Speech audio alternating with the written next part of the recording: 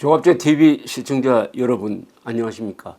9월 21일 추석 연휴를 앞둔 금요일입니다. 오늘 공개된 한국갤럽의 이번 주 여론조사는 예상대로 문재인 대통령의 인기가 국정평가입니다. 국정평가가 폭등했습니다. 약 11%포인트 높아졌습니다. 그 조사 기간이 9월 18, 19, 20일 그러니까 평양 회담 기간이었습니다. 9월 18일, 19일, 20일 전국에 1,001명을 대상으로 조사를 했고요. 19세 이상 남녀입니다. 표본 오차는 플러스 마이너스 3.1%인데 대통령 직무 수행 평가가 잘하고 있다 61%, 잘 못하고 있다 30%입니다. 전주에 비해서 11% 올랐습니다. 부정률은 9%포인트 떨어졌습니다. 전 연령층에서 골고루 평가가 높아졌습니다.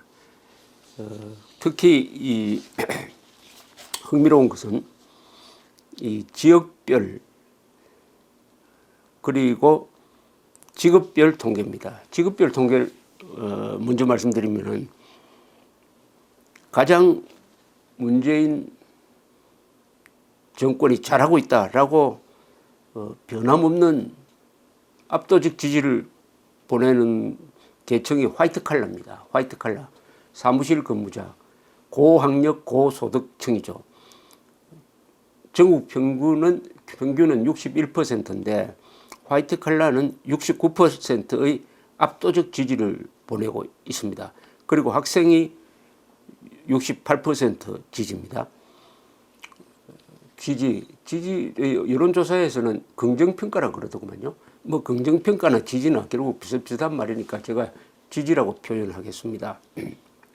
그 다음 지역별로 보면은 서울이 64%, 평균보다 3%포인트 높습니다. 그리고 인천, 경기 60%. 왜 이 수도권인데 합치면은 평균 한 62% 되겠구만요. 왜 이 수도권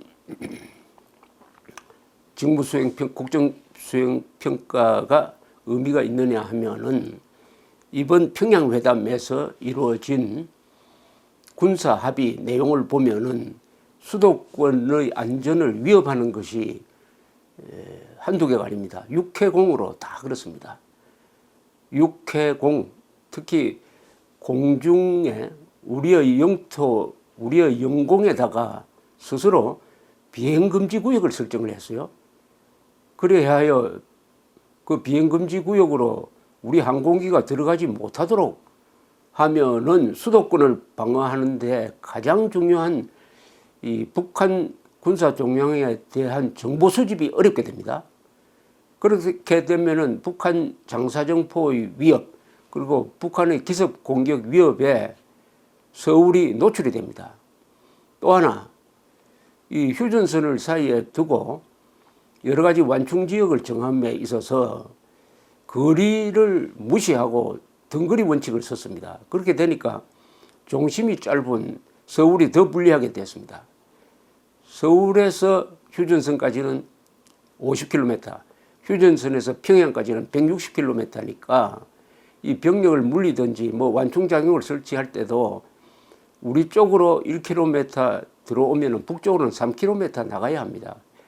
그런데 등거리로 계산함으로써 서울이 육지에서도 불리하게 됐습니다. 해상에서는 NLL을 사실상 포기함으로써 북한 군함이 서울에 접근할 수 있는 길을 열어줄 상당히 가까워질 수 있는 길을 열어줄 것 같고 또 우리가 훈련을 못하는 지역을 넓게 설정을 함으로써 수도권을 지키는 이 NLL 서울의 왼쪽 옆구리가 구멍이 뚫리게 생겼습니다. 쉽게 말하면 수도권에 사는 2,500만의 주민들이 위험해졌습니다. 이미 위험해져 있죠. 왜냐하면 핵미사일 공격을 막을 수 있는 사들을 이 정권은 수도권에 배치하지 않습니다. 배치하지 않겠다고 공언을 했습니다. 그리고 북한에서 날아오는 핵미사일 방어훈련도 하지 않습니다.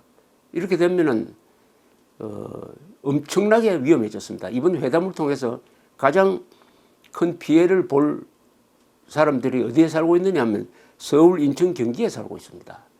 그렇다면은 서울, 인천, 경기에 사는 사람들은 문재인 국정 지지율이 낮아져야 합니다. 폭락해야 합니다.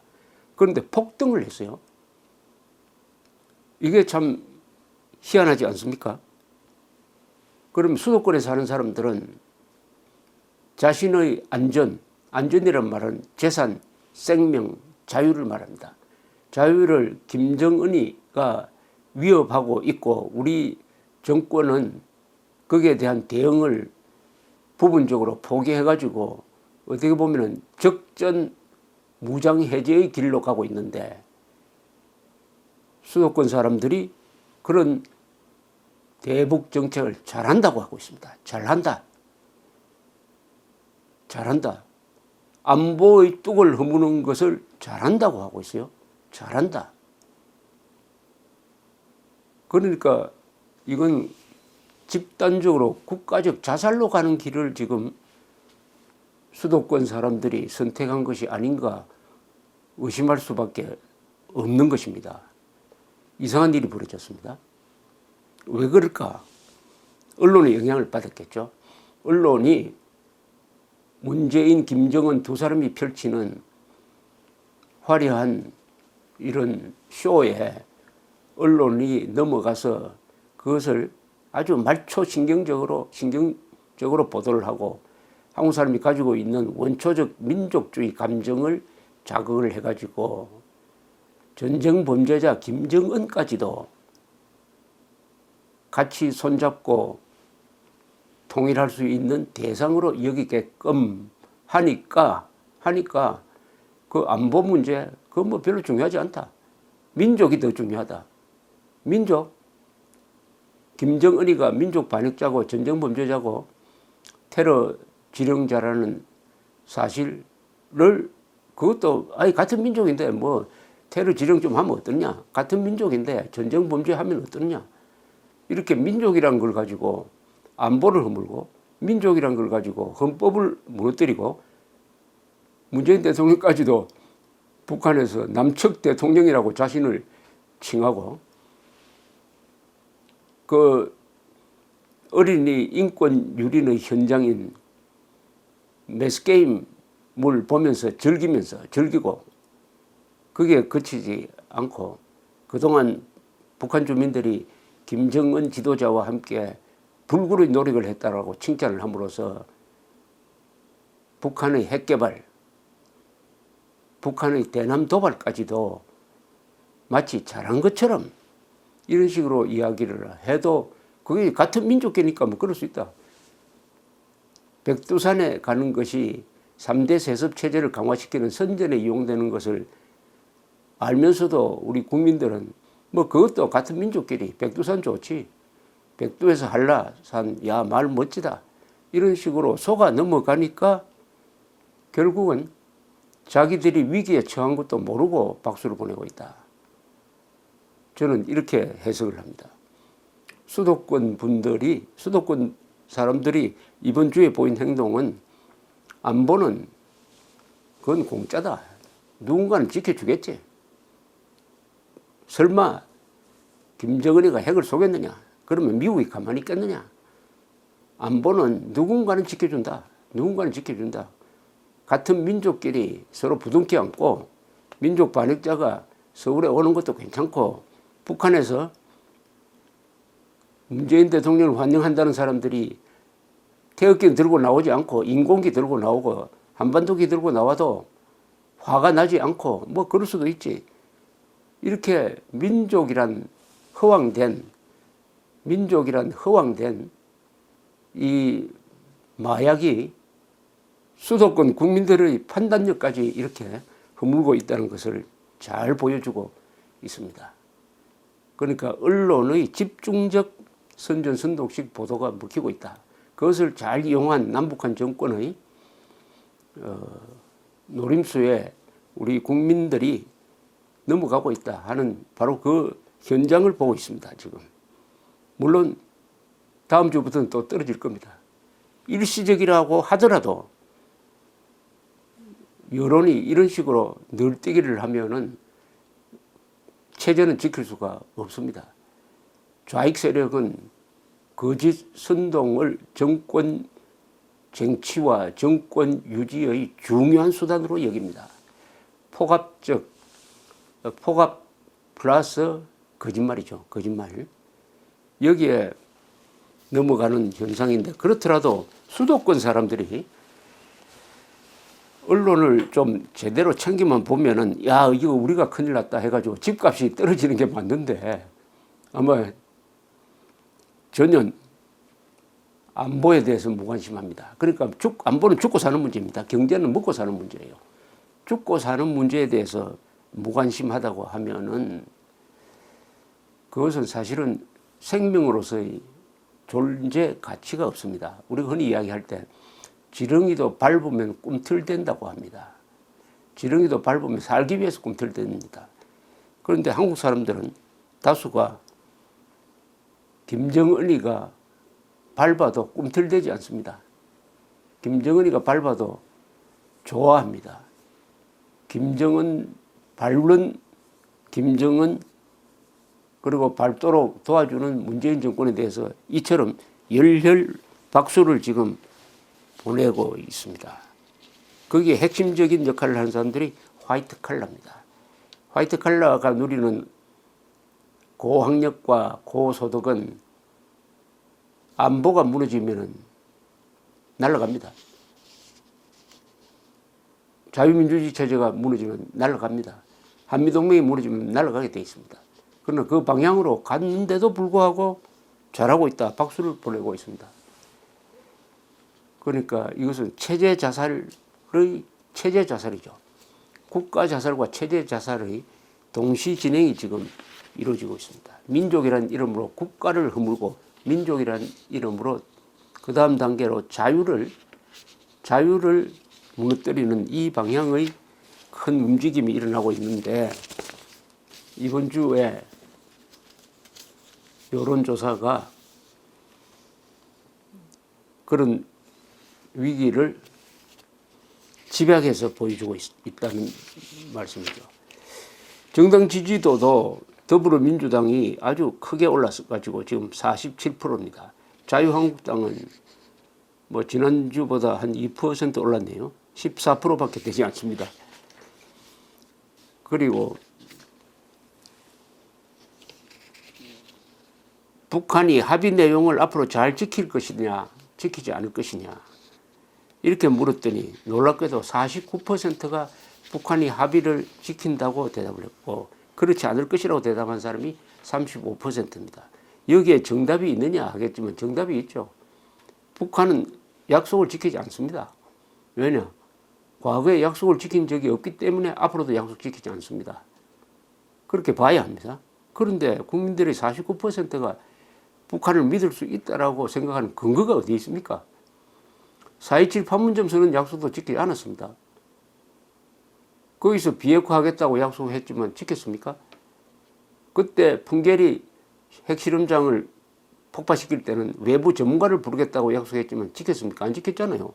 그런데 뭘 믿고 북한이 약속을 지킬 것이라고 국민들의 49%가 그렇게 생각하느냐. 적을 의심해야 됩니다. 그리고 거짓말 전문가인 북한 노동당 정권은 의심해야 우리가 안보를 지킬 수 있습니다. 적을 믿자고 하는 자는 삼족을 멸해야 한다는 이야기가 있습니다. 적에 대해서는 무조건 의심해야 합니다. 그런데 적을 무조건 믿겠다고 하는 사람이 49%나 되니까 이 대한민국이 과연 유지될 것이냐 하는 생각이 드는 거죠. 자, 잘 지킬 것이라고 생각하는 사람들은 또 어디에 많으냐? 역시 화이트 칼라가 제일 많습니다.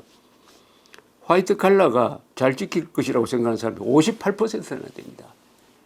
여러분, 화이트 칼라는 고학력자입니다.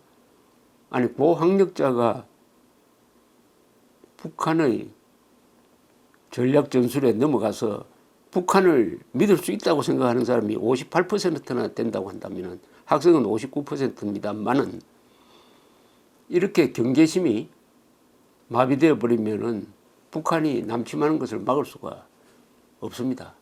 이것은 국민 정신의 타락을 잘 보여주고 있습니다.